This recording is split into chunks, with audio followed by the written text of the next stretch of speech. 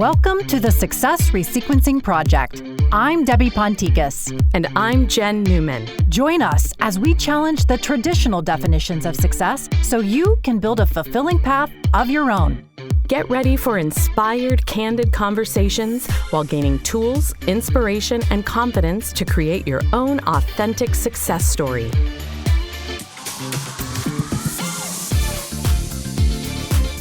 Eleanor Roosevelt once said, "For one thing we know beyond all doubt, nothing has ever been achieved by the person who says it can't be done."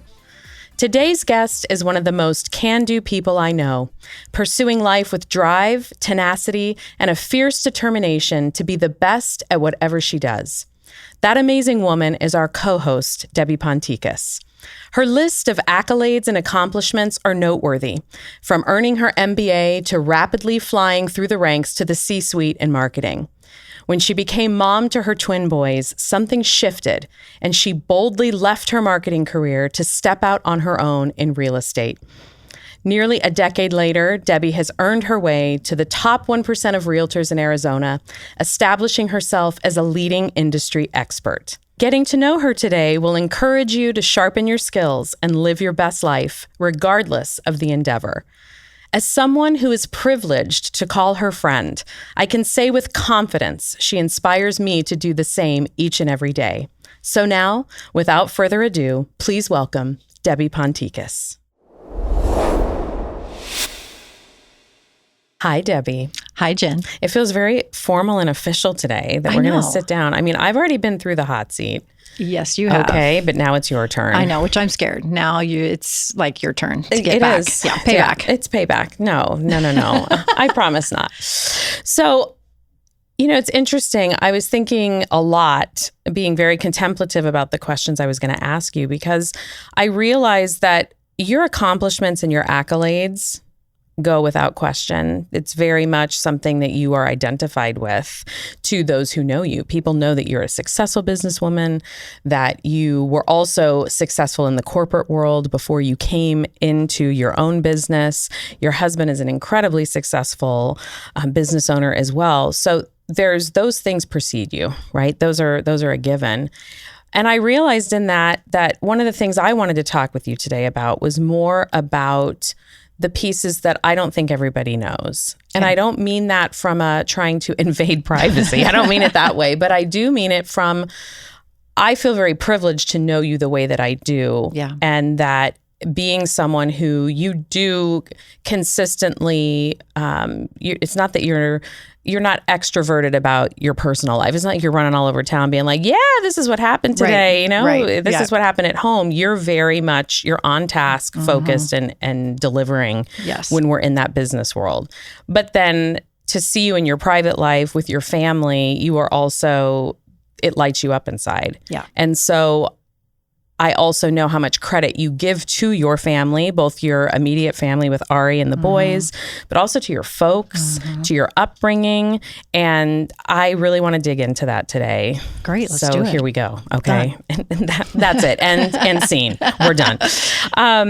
Speaking of your folks, they've always been an incredible influence in your life. You came from a very close-knit family. Yes. You're the youngest of three. But from really right away when I met you, you spoke very much about the work ethic that your dad instilled upon you, and the warmth from your mom, her love of music, and just the sense of home. Yeah. So my question really is, can you share a memorable lesson that your parents taught you that has stuck with you through the course of your life to date? Yeah. Wow. Okay. Well, I mean, I think how you described my family or my parents is accurate. They both gave me different parts of my personality. So I think I'd have to give an example for each, I guess. Yeah, for sure. My dad, honestly, and still to this day, is all about just showing up and stay moving and just get it done. find the answer. And that I just saw growing up. And when you're little in going through, middle school, high school, or even younger, it comes across as, God, I can't do anything right. He's always rechecking it, or he's always, well, that's great, but can you do it better? And so it wasn't until when I was an adult that I realized that what he was doing was just making sure, did you give it all you got? And he wouldn't have been, I can remember being a little girl and we were in Indian Princesses or Indian Guides, and it's a YMCA program that you can do with your dad. And so we had all these projects that we had to do. And one of the projects that we would always do would we put these little cars together. You had to build your own car, and then you had to race it and win. And so, I as a little girl was like all about like the glue and putting it together and then decorating it and all of that. Yes. My dad, who by the way is a double engineer, was all about, okay, this thing actually has to work and it's going to work correctly. And we've got to weight it the correct way. And so it was like, but I just want to paint it, and I just want to, but I was in the garage with him for hours as we'd work on this car. And sometimes I'd be bored and I'd drift off, but he was just like adamant about, no, it has to be right. And teaching us like why. I was going to say the why behind it and all of that, which is hard as a little kid to understand. Yeah. But I tell you what, every time that we would go and race those cars, not only was it the darn cutest car because I got to decorate it. It was always the fastest car, so it was about that grit, that determination, not giving up, finding the solutions, testing, making sure, is it going to work? Is it not? Then tweaking and going back so that when you were there to actually perform, you'd win. Right. So that's kind of how what he taught me was that don't just stop short just because maybe you're ready to move on to something else, but when you've committed to something, you need to get it to the finish line and do it right. And so I think that's just resonated in me. I really admire even to this day his work ethic, and there's a plus and a minus with it. He was always in his office working, even at 80 plus years old today. He's always got his computer up. He's always got something he's working on, but it keeps you going. Yeah. I admire that about him. And you can ask Ari, apple doesn't fall far from the tree. No. That whole description, I'm like, we can apply that to our time working together. That's accurate. Yes. That tracks. Yeah, it does, and that's why I'm a hard worker. I give 200% to everything that I do. I'm always trying to see, is that better? Could I do it better? Even on the people that work with me, I'm always asking, was there a better way to do that? Like, how can we improve it for next time? Sure. It's all about getting to perfection, but not expecting perfection. So that's what I brought or what I think I have, from my dad. And now my mom, on the other hand, so she was always the one, her favorite saying was, that's the most beautiful spilt milk I've ever seen. Like if we were to make a mess, if we were to mess up, her perspective was, but you did it. And I'm proud of you. She was never the one that was yelling or angry, or she was, my dad was the one that was like disciplined, right? Yep. But again, he was very, standard in the way he disciplined. And, it was, I didn't want to be on his bad side, Right. But my mom was always more about, let's talk about it. Like, let's work through that. And let's just sing about it, or let's do something silly about it, or, it's life's too short.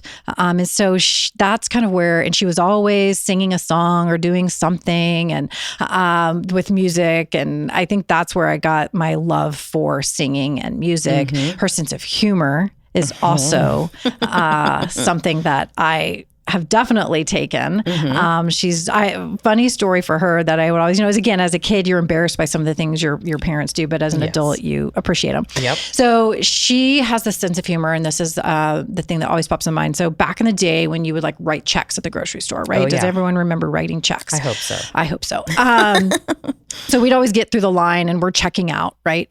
And they would give her the total, and they would say, oh, your total comes to $25.79. And she was like, well, that's just too much. I'm only going to write you a check for $10. And she would literally start writing the check.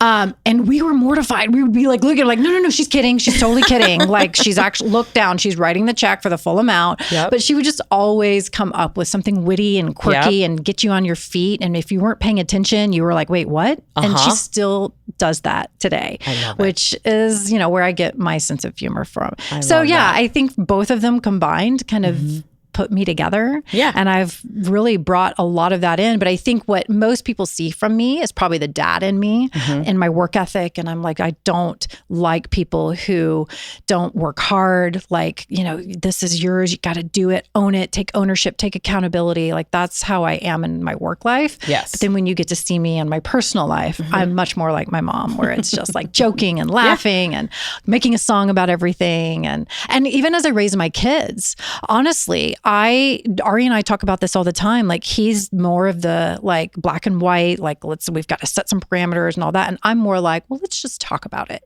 Let's see from their perspective how we might get them to understand where we're coming from. Right. Yeah. So isn't it interesting though, how it expresses itself? Because it's not, it is true. You do express yourself many ways, like your dad in work.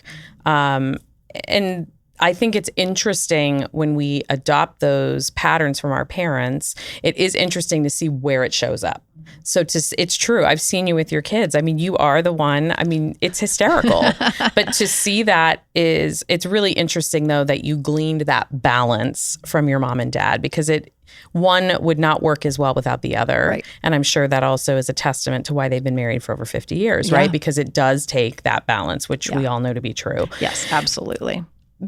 Understanding, you said something earlier about, we may not get to perfection, but our job is, to keep trying to get there and improving as we go. Yeah.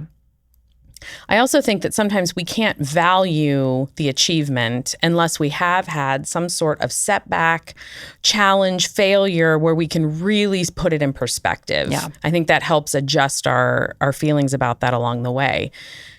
Is there something, especially in your formative years and as you went into adulthood, is there something, or even in adulthood, that you felt within yourself was that example, something that just didn't land, it felt like a failure to you, or you achieved, or you looked at it more as a mountain that you had to climb? Was there anything that stands out that helped put that work ethic and your accomplishments into perspective? That's a tough question. Nothing sounds bad. I'm perfect. I've done nothing wrong. No, that's not it. But I and feel, we're done. and we're done. See? Okay, thanks. It's been great to talk to you. Thanks. No, I think I don't feel like there's been one event or one moment that I can go back and recall that I had wow, that didn't hit as I wanted it to. But I have had many conversations. I have had many interactions, whether it would be with clients, with friends, with my family, with my husband, with my kids, where I'm like, wow, I really wish I had just taken a moment to rethink that and paused. I am a very reactive personality. I like to just get it, like, I'm going to handle it right now. And there have been times where if I had just paused and thought about maybe how it would impact others, I may have handled it differently. One just popped in my head. And actually, you were a part of this. When I just made the decision, it was time for me to change brokerages.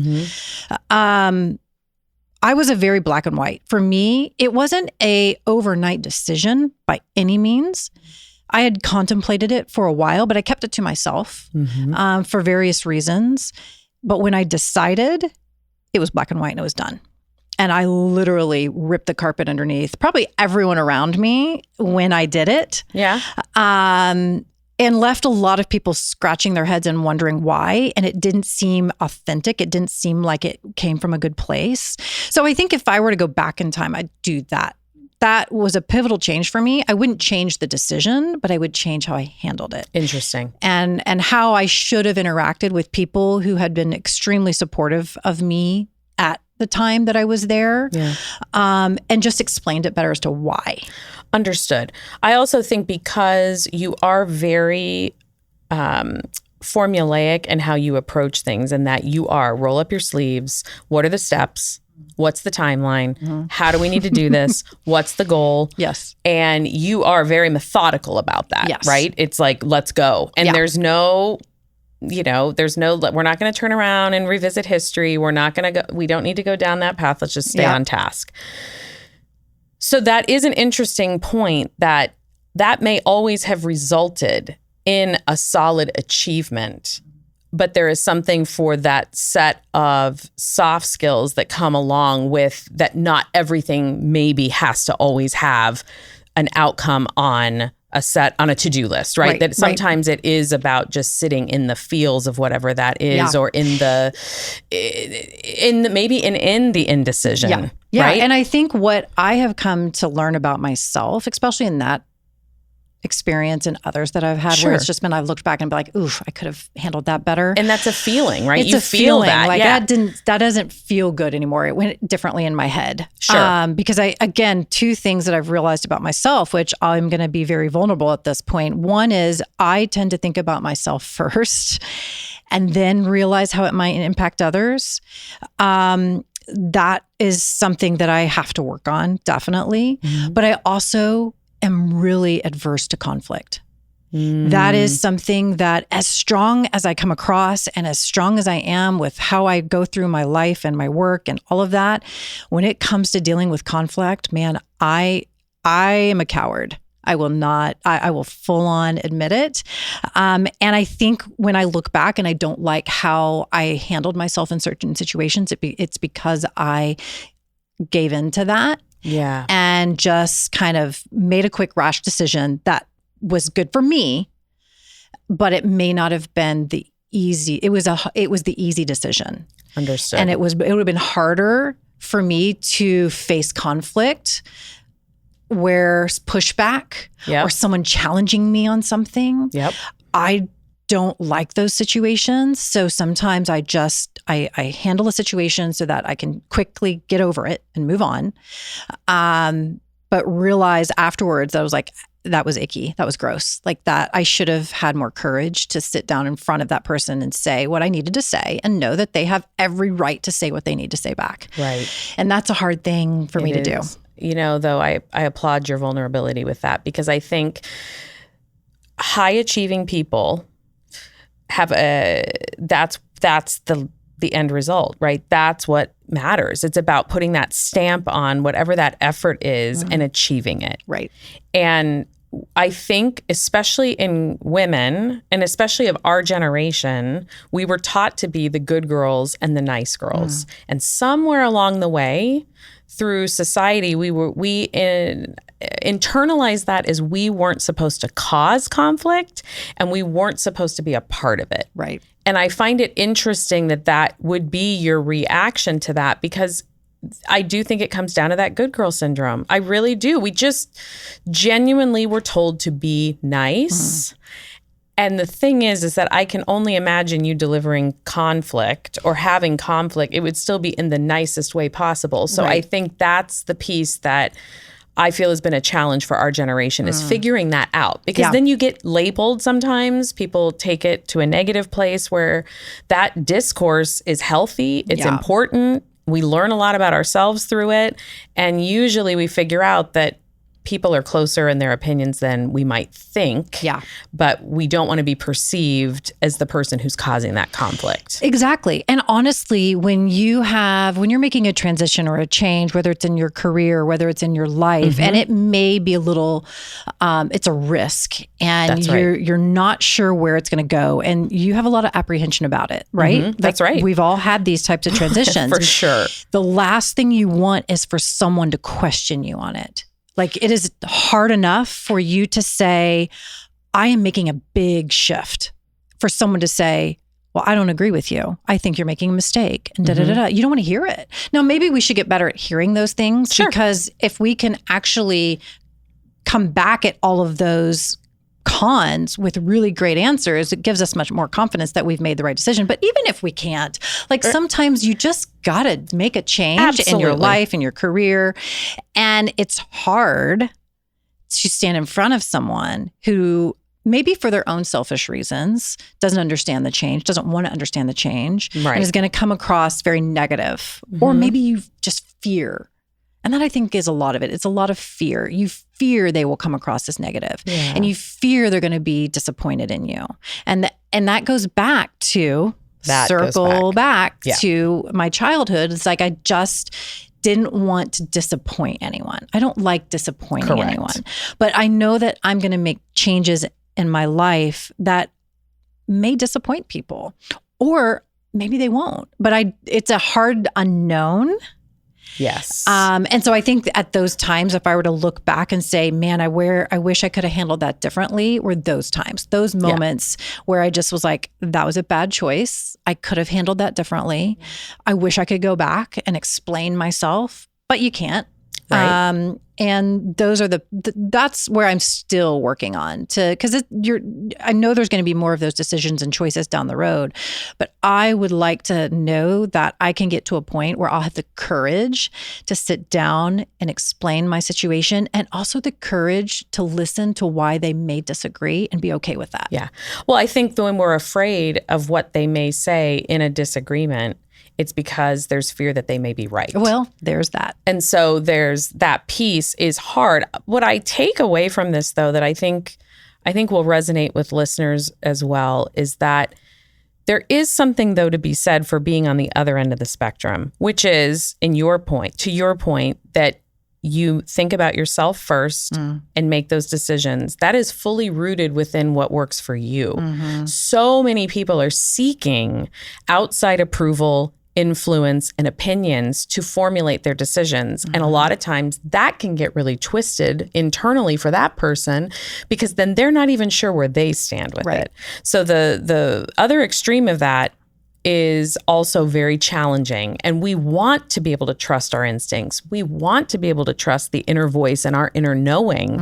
So I think that there is that balance that lies somewhere in the middle. Yeah. But I think it's an impressive trait about you, because it is true. When you make up your mind, it's done. And you don't need to explain it to anybody. Because you know where you stand with it. Yeah. So thank you for sharing that. Because that is a piece. There's still work for all of us in those vulnerabilities that we have in our lives. Yeah.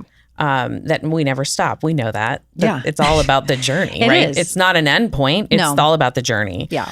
So thank you for sharing that. Absolutely. What's been your biggest inspiration and why? Well, I think I touched on it briefly with my parents. I mean, just seeing them encourage their kids, have a great marriage, two successful people. My mom was a school teacher. My dad, double engineer, worked his tail off for our family. That was a big inspiration for me on how I wanted and dreamed of a family, and that partnership. And so now, flash forward, I think absolutely my biggest inspiration and why is my family. Yes. I have an incredible husband, Ari, who is, we met later in life, thank God. I think we both needed to get our identities figured out. Yep. For us to be a successful couple. And, so once we met, it was game on. Like, we literally went on a date, and then within a date, our first date was in August. We were married. We were engaged by December, married the following. So we knew very quickly that this was it. Yes. So he's always been very supportive of me. We support each other. Like, we are both, we just really click well together. You're definitely a partnership. Yes, absolutely. So I think, and he inspires me because he's had, a life where his parents are Greek immigrants. His mom, his first language was Greek. His mom and his dad, same, like the true American dream story, and raised three amazing, accomplished children. His family story and my family story were very similar. Yes. And that's why I think we make a great team together because we both come from families that parents are still married 50 plus years. All the kids that these parents raised are accomplished, master's degrees, are, have their own businesses. All of everything a parent could wish for that their kids do when they grow up. Sure. both of our parents have had that happen with their kids, which is just wonderful. And so that's what we're striving for as a family too, is to, just build a family unit that operates, there's good times, there's bad times. The kids, my boys, George and Alex, are just, my everything. Like I absolutely have enjoyed being their mom. I did not enjoy from age 0 to, let's call it 4. That was a bit, I have twins for those who are listening and don't know. So it was just survival of the fittest for the first 4 years. Absolutely. But every minute of it has just been a dream, and they're, 12 years old now, going on 13. And I love this age. Like they are these little men that still want to cuddle and, I shouldn't say cuddle, to be like, mom, but just hang. They want to chill. I was going to say, they want to chill with you. Yeah. We'll chill and hang. And they think I'm funny and, and I embarrass them and it's fine, but we do fun things together and they have great conversations. So really, I'm inspired by being able to provide for them, being able to do things with them, being able to show them what hard work can do for you and your family, what a good family unit looks like. I could go on for hours. We don't have hours, but and they're extraordinary kids. Yeah, and to see you all together it's a beautiful sight. It is, because you are absolutely authentic in what you say in terms of how you want to be as parents. You are that, and to observe that is always just so exciting as a fellow parent. It's just always wonderful to see parents invested in their kids in the best way possible. Yeah. It's a beautiful thing. Well, thank you. Being the can-do person that you are, because you are a can-do person. Yes. No question. Yes. Is there anything you've encountered over the years that you have felt that you can't do? Yeah. Oh gosh. Yeah, there's probably a longer list of things that I can't do than things that I feel like I can do.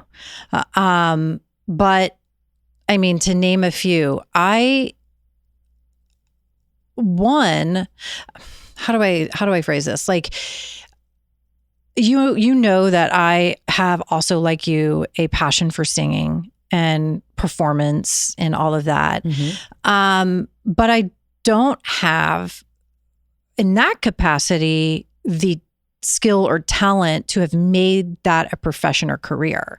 So that's always been something that's like, I wonder if, I from a very young child, I always dreamed of being a country music singer, and all through high school, I did voice lessons, and I had a band in college, and I enjoyed it. And I can carry a tune, of course, but you can. To go to the level that I would have expected of myself, I know I don't have the range. I know and honestly, a lot of it's just like memory. To memorize the lyrics of all the songs, I'm like, it's frightening. I'm like, I know I'll get up on stage if I was a singer and I would just vomit because I would forget all the words. Ladies and gentlemen, Debbie Pontikas. Yes. CMA award goes to. No. So because it's just, that is such an intense, for me, like I enjoy getting up and performing when it's casual now, but I'm like, I just knew like that wasn't my calling. Yeah. Wasn't my calling. Other things that I can't do, I'm very right-brained, not left-brained. Like to run like a spreadsheet model, like Miss Jen Queen over here, who is like the financial queen. Like my brain hurts just thinking about it. Like, I'm like, I wish, but it's like, it's one of those muscles that I wish I could exercise more, and that I could just, I'm sitting here helping my kids with 7th grade math. And I'm like, I don't know, like Ari, cosine 2 + 2. I got that. But for the most part, but yeah. So, there's a lot of things that I I can't draw, I can't paint, I can't, there's a ton of things that I find joy in doing. But then when I sit down to do them, I'm like, well, there's a reason that I'm. Is it that there's a reason, or is it that you don't have the patience to keep doing it? It could be that. It definitely could be that I don't give myself, well, people always ask me, do you have a hobby? And I'm like, work. I don't know how to relax. I don't know how to just pause and take time away and learn something completely new and then dedicate the time to that. I'd like to spend more time doing that. So what does that look like for you? What if right now you were to declare right here on the Success Resequencing project? Yes. What does that look like for you? What is that thing that you're like, I know if I could just take the time to embrace it. Yeah. It would be so fun to explore what that is. It cannot be work related. So if you tell me it's learning how to do Excel spreadsheets, I'm going to be like, I reject that. Yeah. That is so hard. I wish I had an answer for you. I literally admire people that have something they want to zone in on and really learn and go to school for it or take extra lessons.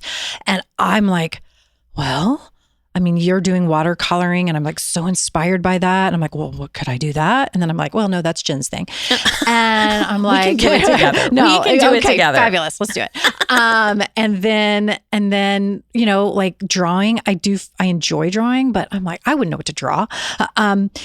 Honestly, I think just recently I have found that I really enjoy writing. Like I enjoy trying to generate some kind of an emotional response with words that I'm writing. And when I'm writing, I'm like imagining how someone may hear it or be moved by it. Love that. So, and just this particular, podcast with things that we've been having to write, I'm like enjoying it. Yeah. And so that may be like I literally have in the past week been like, maybe it's time for me to kind of start figuring out how to write a book. Love that. So that may be it. That still sounds like work though. That still sounds I was gonna say, it's still an accomplishment. Right. Okay. So we're gonna put a pin in that. I know.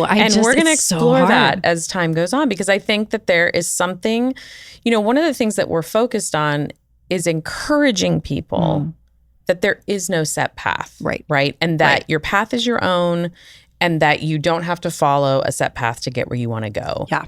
I think in that we talk about spirit and what that means and listening and enjoying the ride. And I think there's freedom that comes from creativity. And creativity can express itself in so many different ways. Yeah.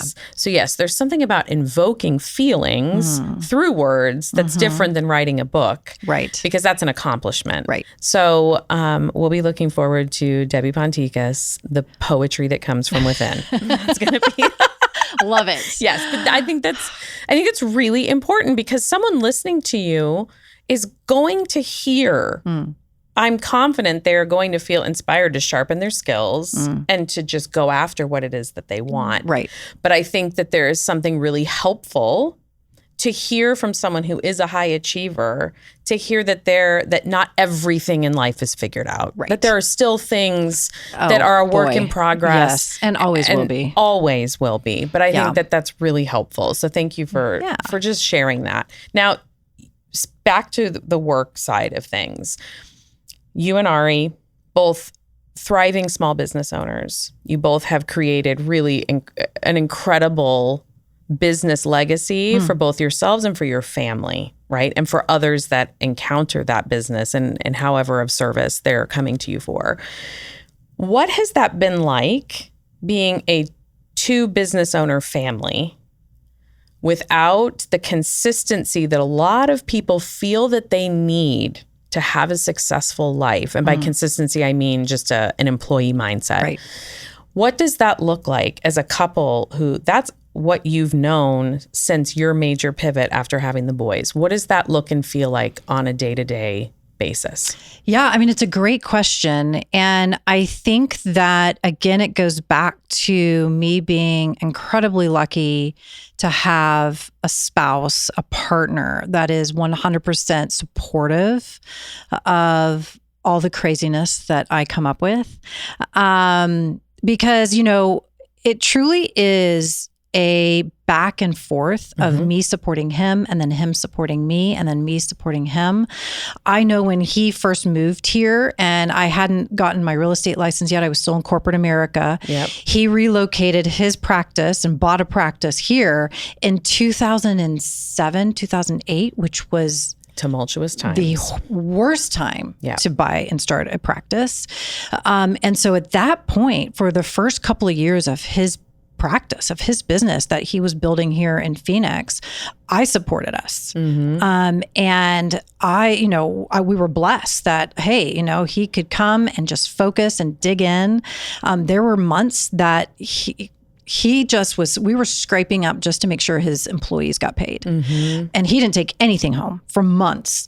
And we just wanted to keep the doors open, keep the doors open. I would go in and help when I could. And, it wasn't anything about him. He's a fantastic periodontist, but when you're opening a business, the first 2 years are the hardest. Absolutely. Then lay on a huge recession. That's right.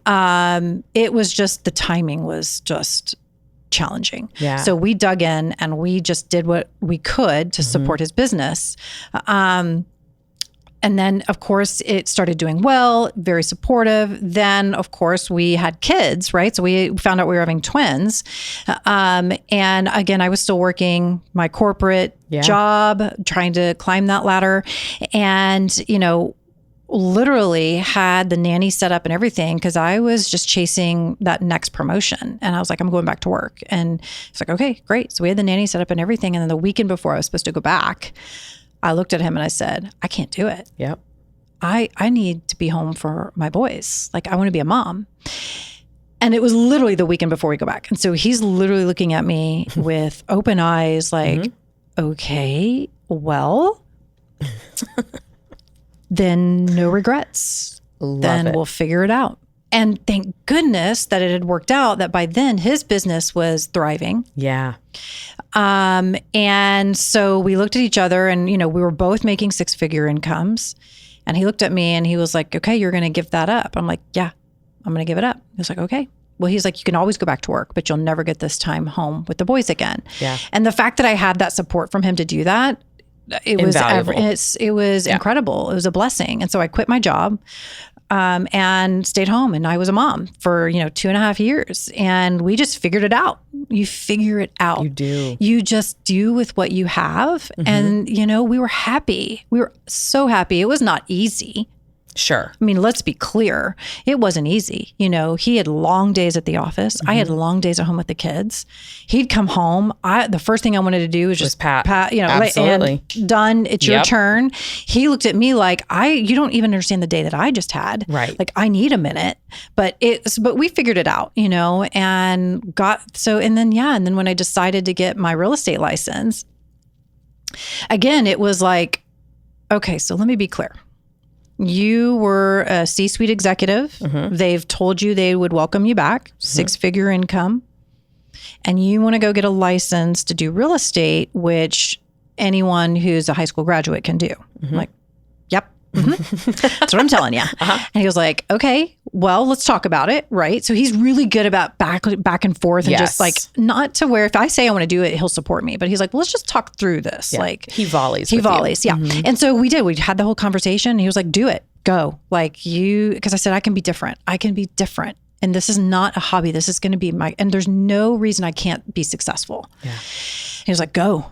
Do it. So to answer your question, like how it works in our family and our dynamic is there's always, he has now finally built his business to some form of consistency. Yes. Which is for us and our family. Accomplishment as a business owner. Huge accomplishment. Absolutely. And so we have that. Now, mind you, that doesn't mean that every month is the best. Sure. But there is a consistency in that so that it gives me the luxury of just doing what I want to do. And to have him support me in that is a blessing. Yeah. I am so honored by it. And I that's how it works, is that when he needs me, I give in to him. And when I need him, he gives into me, and It's true. that's how it works. And he is a damn fine cook. And he is a damn fine cook. Like, listen, Like, that may be his resequencing is like I was he needs to open a restaurant or a food truck or something. Yes, I am ready for Ari to do that. Yes, so yes. you heard it here first. Okay. Yeah, for sure. Two things. As you are a mom of two soon-to-be teenagers, knowing the legacy your parents have instilled in you, I know we've talked about it, but I know that there's still that Debbie touch on it, which is what are some key takeaways you want to impart on the boys as they go into their teenage years and then into adulthood? Yeah. Well, I'll try and keep this short. But honestly, I want them to understand the value of hard work, the value of money, which is going to be a challenge for Ari and I, because I think, they've been very fortunate kids, but we have to do a really good job of making them understand where that comes from. And just to be good people, compassionate people, have manners, just be respectful people. That honestly, and just be happy. Figure out what you want to do. Go full in and be happy. And I don't care if that means they are a doctor or lawyer, or if that means they're a nurse, if that means they are a coach, a basketball coach for high school. I honestly don't care, as long as I know they're happy and they're working hard at what they do, and that they have a sense of fulfillment in what they do. I mean, really, could we ask for anything more as parents? No. That's all I want. It's just them to be happy. They're on their good way to kids. that. And just don't be little turds. I'm sorry. Listen, I just can't. I can't. So you have a zero turd policy. I have a zero turd policy. Yes, I'm gonna have a shirt made. I was just gonna say, that's it. And I can't. I will be so upset and disappointed. Yeah, they're on their way to doing they're great good things. Kids. They are, for sure. Is there any question that you've always wanted to be asked, then never have been, and now is your moment? Do you have that question on your mind where you're like, I've just always wanted someone to ask me this? Would you like a contract for $10 million to do a success resequencing podcast? So yes. Perfect. Okay, yes, so that's answer. it. Yes. Okay, so that's would the you question. like that? Yes, would you I like would, that? please. Okay. And are you fine to have a companion on that contract? No, that's you're part of the deal. Okay, great. This Perfect. we've already made Done the business contract. That's a done, signed, deal delivered. No, it's a good question. I know that was a silly answer, but no, I kind of feel like I've been very blessed in my life, and I've been given a lot of opportunities, and a lot of doors have been opened. And I think, honestly, as silly as it is, a question like that, I've never had that happen where someone just opens the door and says, here is everything you've asked for on a silver platter. Of course. Hint, it doesn't exist. Exactly. But you opened your own doors. Yeah. So essentially you're saying if there's a crack in the door, I'm going to kick it in. You're going to kick it in. Yeah. With great shoes. Fabulous shoes. Okay, perfect. It has been a privilege to sit and chat with you in this way. And I think it's really beneficial for our listeners to get to know you in this way, because when it gets to the nuts and bolts of what we teach, what we share, you and I are both doers. And I think sometimes there's just value in the pause of saying, let's just get into the feels for a minute and talk about the why behind. And I appreciate that we could sit and chat about these things in this way today. Thank you. So thank you. Yeah, thank you. Awesome. Appreciate it. Okay. All right.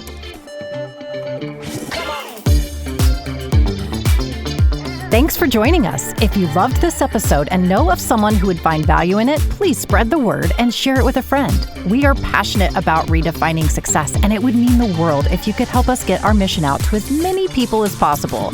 Please take a minute to write a 5-star review on Apple or Spotify. You can also hit the subscribe button to stay up to date with our latest episodes. Connect with us on Instagram at Success Resequencing Project or via our website at www.successresequencing.com. We'd love to hear your story.